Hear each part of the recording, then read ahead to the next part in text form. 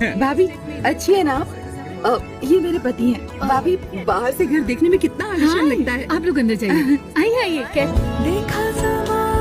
भैया कैसे हैं आप? सुनिए आइए ना।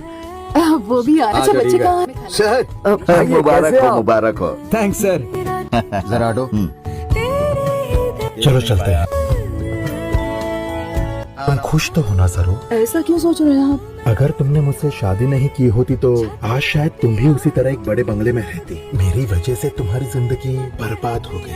कैसी बातें कर रहे हैं आप? ऐसी बातें मुझे अच्छी नहीं लगती। उस घर को देखा ना आपने? बिल्कुल मंडप लग रहा था। पता है घर कैसा होना चाहिए? ए प्रवीण, क्या हुआ माँ? इसे कहते हैं घर। आवाज लगाओ तो सभी को सुनाई देनी चाहिए।